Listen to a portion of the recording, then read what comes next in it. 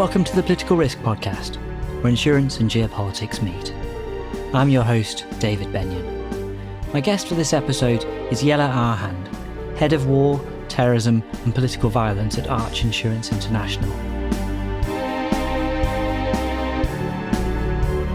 We discuss the role and impact of social media and political polarisation on the evolution of political violence, and within that strikes, riots and civil commotion SRCC insurance business, which of course is a recurring topic of this podcast.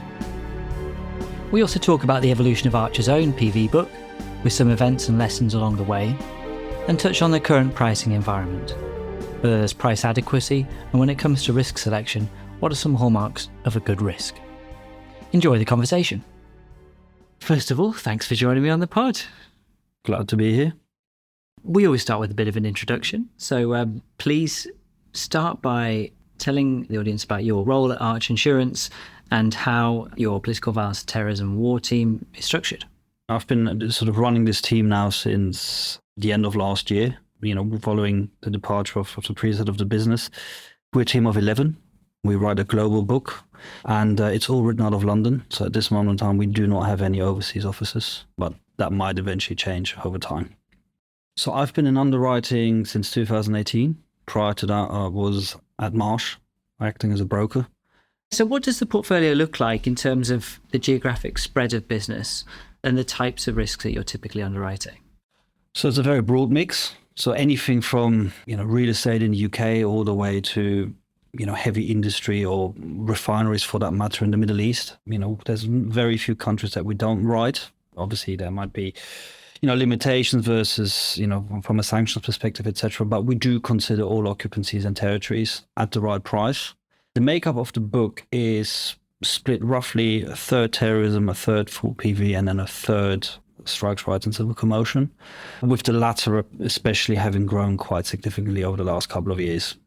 Obviously, one of the catalysts we had was Chile, for that matter. I think traditionally always had some pockets of, unrest in the likes of, in places like Colombia, then, sometimes in Sri Lanka, etc. But, it wasn't something that really, for example, if we look at larger scale or larger sort of demand for the product, that really started to develop in terms of the standalone market becoming much more relevant. Really started to, like I mentioned, Chile, we'll touch upon that later, but that really acted as a catalyst for the market as a whole. And as a result, we saw more and more clients looking, or certainly in various regions. So we've seen it and it goes in upticks, and then sort of what we tend to see is there is an increase in unrest, which then often results in the all risk carriers, where quite often strikes, riots and civil commotion would have been covered as part of their, all risk offering, being excluded. We saw that, like I mentioned, Chile. We've seen that in Peru happen as well, following the unrest as well, that I had a couple in 2022. We obviously saw South Africa, in particular, even though they had Sazera anyway, it furthered the demand by additional, limits, especially as Sazera then reduced the amount of capacity, for example, that it had available. Sazera is essentially a state pool which is set up by the state of South Africa. And it essentially covers, amongst, terrorism and war, it also covers strikes, riots and civil commotion. And obviously South Africa was heavily affected by unrest, which resulted also in significant economic and, but most importantly, also insured damage as well at the time. So that also made a huge impact in terms of our makeup of the book as well. We have a substantial South African exposure, which is really just the result of the unrest that we witnessed, and therefore the demand for this product essentially skyrocketing. Well, obviously, Chile didn't have the same state-backed insurer in place, but a similar sort of market reaction. Absolutely. Social media is really our key topic for today, and it's always involved in, I think, literally any PV event these days. And there's so much discussion about social media echo chambers and in the way that people consume particularly political news. And within that, a lot of concern about disinformation, misinformation, and within that polarized discourse. Yeah, whether that's all the way up to recent events just this year. What's your kind of overall view on how that's become a catalyst for unrest? What we have seen is less of a willingness to trust mainstream media to some extent. Lots of people, and also by virtue of an algorithm within an app like X, You're just getting a repetition of, again, seeing more feeds of the same thing, so reinforcing a view that you may be holding and being less willing to look at, essentially an opposing view and being more open to accepting opposing views. That then coupled with, because you've got fewer balanced views, there's obviously then that's been jumped on quite, like we saw with the Southport riots, for example, how fake news can all of a sudden really be the drive to narrative and ultimate result in what we then saw, which was essentially, this rioting and getting, and the positive, when you look at it from the social media perspective as well, like by way of a protest movement, the social media feeds can be really helpful as well, like we saw back in the 2011 riots when they happened in the Arab Spring, essentially in Egypt, because they did actually film clearly what were violations by police force, etc., towards protests, etc., and that then catalyzed and obviously can make the protest sort of fans the flames, if you like, and they can keep on going with that. But obviously the same dynamics develop if it's based off something that ultimately was then fake news, as we've seen. And that has also been accentuated mainly by the fact that people are operating these echo chambers. And that's certainly been a development that we're seeing more. And it's obviously quite worrying, because once the dynamics of any riot, and social media is still a really good way of actually still steering protest movements, etc., because people can actually sort of say, look, police forces here, etc., and it can guide some things. But ultimately, if it's on the premise of it essentially being based off news that is A, factually incorrect, and B, is then, leans into more extreme views, then obviously what we can see is something developing, and certainly there's more of a willingness to it for certain things to turn violent. I suppose some of those events, like the Southport riots, they're not really a big claims event, but a useful example to study in the way that it could multiply. You could have a large event somewhere else. Part of a protest movement in general is to engage the masses essentially into wanting to get involved. And then social media is a really cheap way of doing it. You don't have to organize big rallies. You can just post things, you can put a hashtag on it. And then we've seen that in other places as well. I mean, again, even in Chile, when that happened as well, it was just a hashtag saying, like, look, we're just not going to pay for the fare, and then they're blockading everything, and it just turned into a mass movement. Yeah, I'm trying to think of it. There's probably some positives as well, really, because obviously if you're a loss adjuster, you can actually track things in retrospect and get a much better idea, perhaps much faster than before, thanks to social media. But for you as an underwriter, I'm guessing it's mostly negative. On the one hand, yes, the negative element is clearly the fact that obviously there's clearly more, especially with the echo chambers, is there a propensity for more violent, protest? Yes, but equally, to the point that you mentioned, I mean, real life media feeds can also help us form a picture, actually what's actually happening on the ground more readily than perhaps we would do if we have to wait for it to come up in the news. Especially with geotagging, it is possible to get a relatively good and accurate view. I mean, we've had it in fact, I've seen on a couple of lists that I've written where all of a sudden, you see someone filming it and you see a particular building that and it's fascinating. It gives you that sort of real life view. As long as the flames keep on getting fanned, if you like, during those events, those riots can constantly regain essentially energy and can continue. It takes longer to peter out, and that's something that obviously could indeed become more costly. Now we have a new generation of voters, and the new generation of voters are very social media savvy. So yeah, we're seeing young voters being drawn into extreme political positions. I think that's probably fair to say left and right. But yeah, how do you see that demographic shift, just as that new generation comes of age, playing into the risk landscape? Any protest movement that we've seen, there's always a grievance of some sort, by and large. And often one of the big things is inequality. Okay, and I think the younger generation that we're seeing when we talk about millennials, especially in places such, taking Western Europe, for example, that generation clearly feels more, under pressure. There's lots of things are changing, and, there's a shift into it. It's not as easy as it used to be, perhaps, if they compare themselves to an older generation, to get on the property ladder, etc. It's all a bit more difficult, and some people may be feeling more disenfranchised than perhaps before. And a study that was published by the Bennett Institute of Public Policy in Cambridge, they touched upon it, that over 41% of the sort of millennials are more geared towards, actually would be more in favour of a populist government versus a sort of more mainstream government, perhaps what we're used to in this sense. So I think that combined with, like we touched upon, the echo chambers, etc., And that sort of feeling that feeds into that grievance as well, which is actually what populism does. It's a dangerous mix, potentially. Yeah. So looking at examples such as the French overseas territories claims events just over a year ago, I think now, or European election flashpoints, obviously some big high profile elections such as in Germany in the past year. Yeah, how are these newer SRCC events, or non-events, I guess, affecting how you underwrite the risk?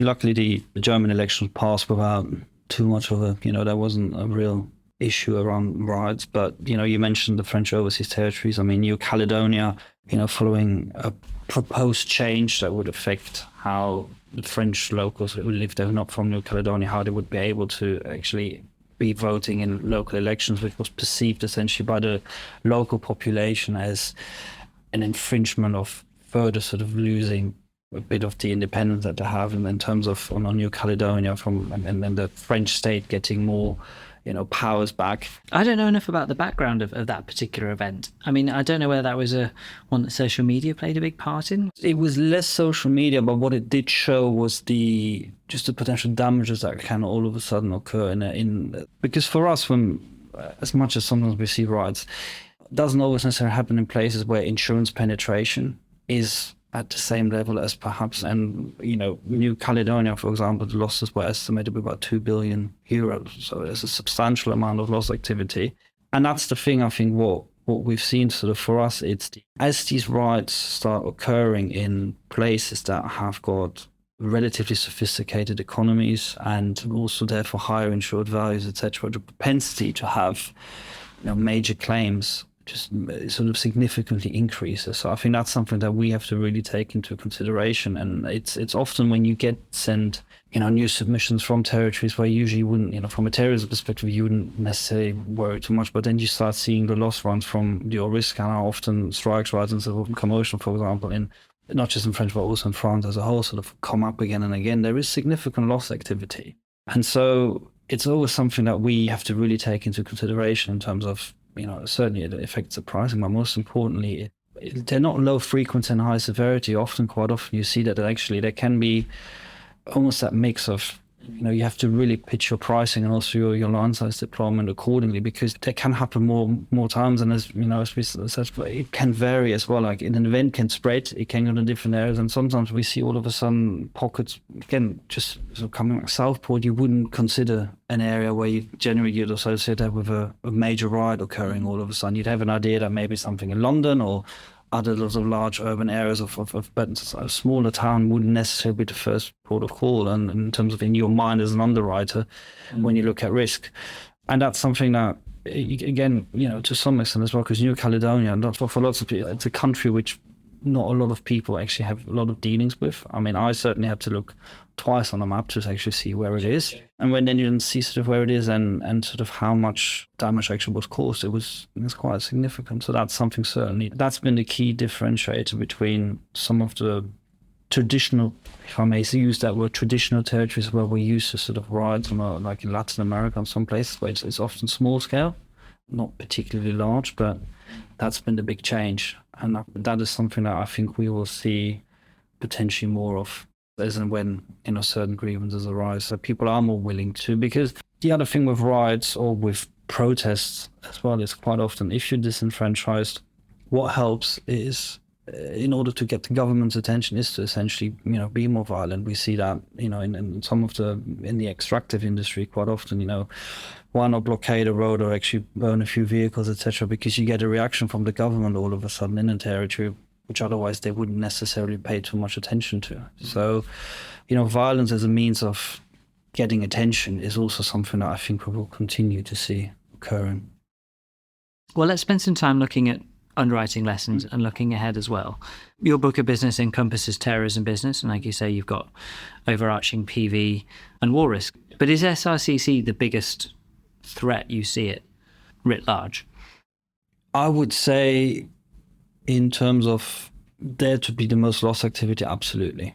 So, I mean, of course, we all have the war scenarios like we recently witnessed with Iran and Israel. That obviously plays on our minds as well. But it's the SRCC element, I think, that largely is probably the one where there's more chance of it, like, actually, because also like I said, some things catch you by surprise because something can be bubbling under the surface, and then all of a sudden there's this one little extra drop that essentially makes this whole that just pour over in terms of frustration I have been building, and it all kicks off. And we see that, and sometimes these grievances they're not always immediately apparent, and it sort of builds up, and that's been the key sort of, and because it can then, essentially, for better word, just explode, and then it again, and then with the social media, etc., and disposal as well, it just can actually really, really spiral out of control a lot more. Whereas actually a normal kinetic war, like we've seen, yes, of course, the damage factor can be much larger, but it's certainly what we saw.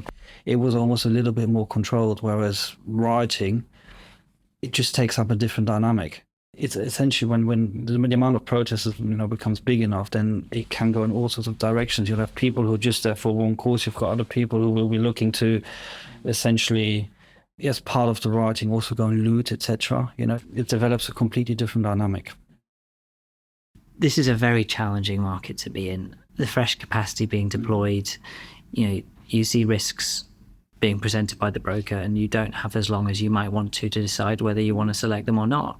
And, there have been new market entrants, and it's challenging out there, right? And none of that seems to be affected by the loss environment, or if it is, it's quite short-termism. You see prices go back to where they were. I'm thinking, for example, of Israel, Lebanon. Within a matter of just a few months, things go back to being quite soft again, despite the fact that clearly we have a very delicate situation in that part of the world. So that's not ideal from an underwriting perspective. So yeah, well, how do you navigate that? I mean, first and foremost, if we look at the pricing environment that we were able to push through from 2022 onwards, etc., we were able to majorly reprice risks as well, including some of the more.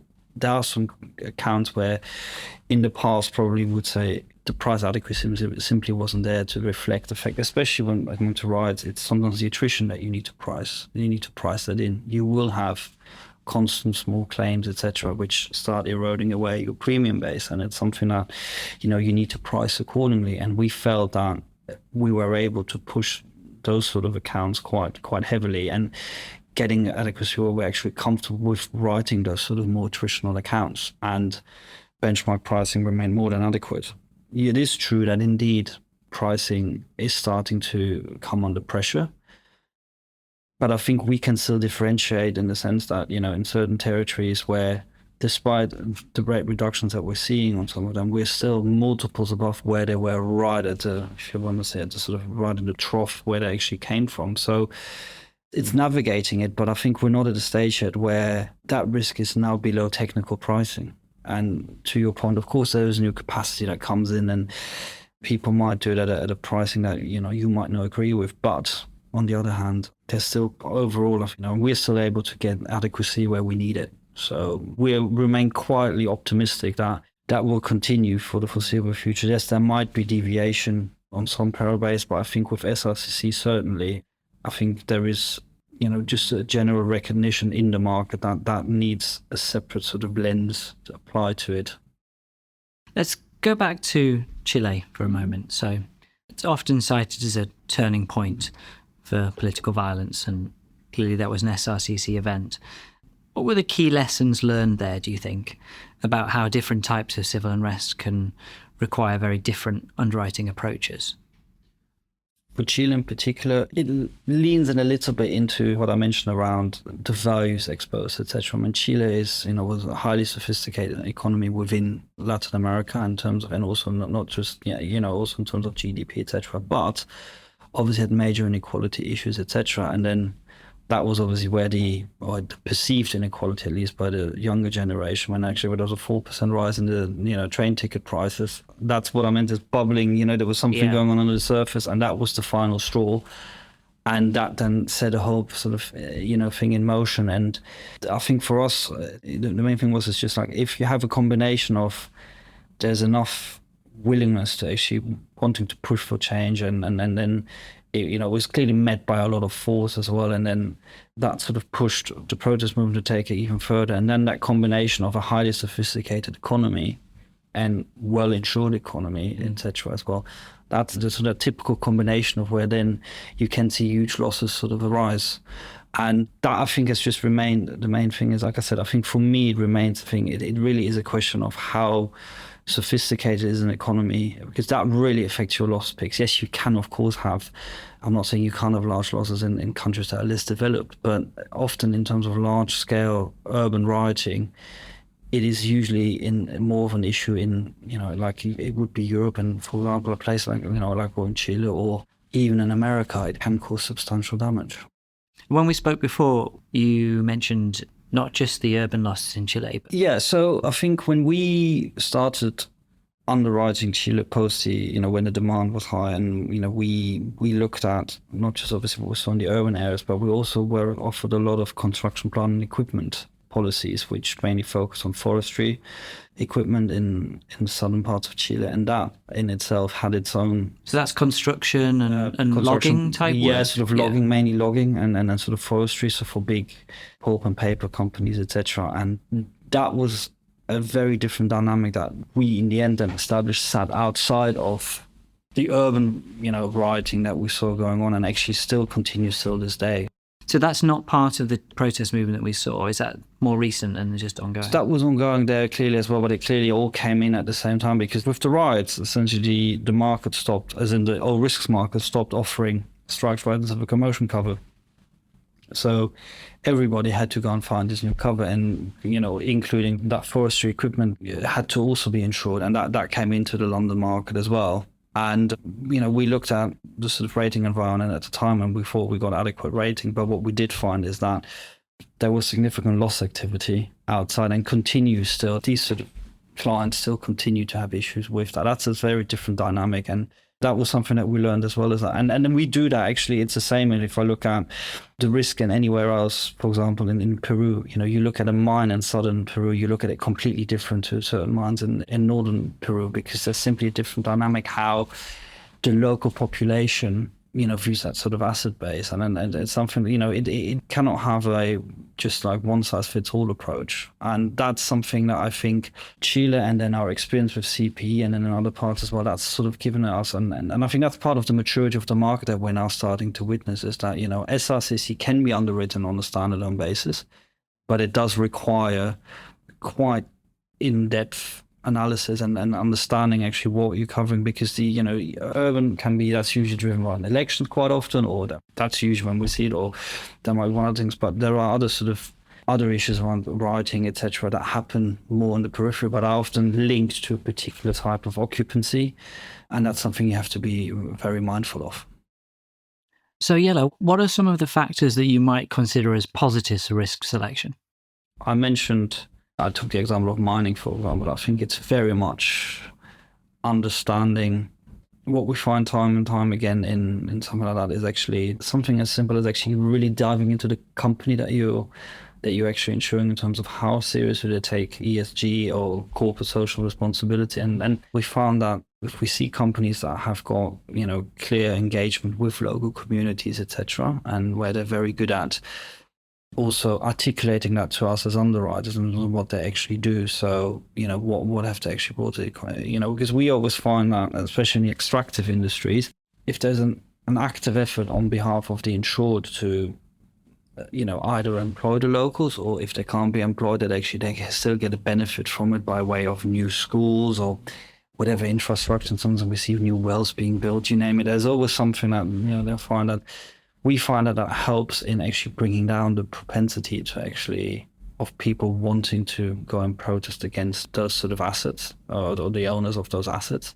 So that's certainly something we always look out for. I mean, that's, for us, just apart from, and obviously, like you mentioned, the quantitative element in terms of obviously what's your BI deductible and the likes, and all the underlying values, and those, of course, we take that in consideration. But I think really it's a qualitative element of the actual corporate social responsibility that can have a huge impact in terms of whether or not you think the risk is going to be well managed or not. And anecdotal evidence would suggest that actually it does usually serve us well by taking a good look at that. There are obviously always dynamics that you can't quantify, because things can still develop. for other reasons. But that's certainly something that I think is always key in that element. When it comes to urban exposure, again, there are certain things obviously we can look at is, again, there is sort of like, are there particular choke points in terms of, do we see a crowd always developing in the same place? Chances are if you have a client that has got a shop or even just an office right at the main square where that's usually the main focal point of, then chances are obviously you need to take that into consideration. Yes.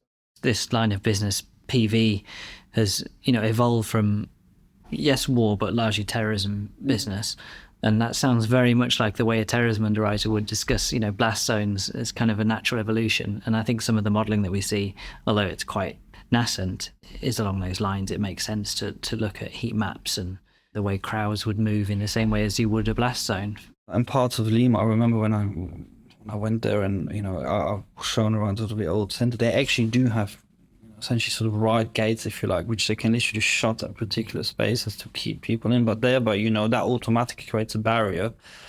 But therefore also, anything that sits within the area where those people are then being held back is at most risk of potentially being affected by a riot. And so those are certainly things that we do take into consideration. Crowd control, and again, you can actually see. I mean, you can find a lot of that in the internet, and again, social media can be very useful there to sort of end on that topic, because you can see people sort of filming or taking pictures, and often you get to see, it's the same street, etc., and then sort of what's going on there, and But so yes, I mean, the crowd movement is certainly something that we have to take into consideration, and clearly, there's probably plenty of scope to improve certain sort of the way that would analyze that. But as I said, I think the market is starting to mature in that approach, but I think it will take still a couple more years before, and it will always require more fine-tuning and more loss experience as well. Each loss gives you an additional bit of information, data point in terms of looking at it and what happened there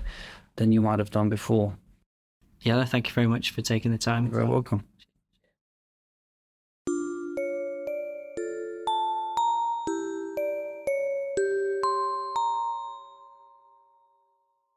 Well, that's about all for another episode. I think we covered a lot of ground there, and I hope you enjoyed the conversation. The next guest to feature will be a credit and political risk reinsurance broker. So thanks for listening to this episode. Please join me next time for more top guests and discussion of the interplay between specialty insurance business and the tense geopolitical risk environment. Until then, I've been your host, David Benyon, and I'd like to thank my wonderful guest for this episode, Jelle Ouwehand from Arch Insurance International. Production was by Peter McGill, and my cousin Lawrence Durkin made the music.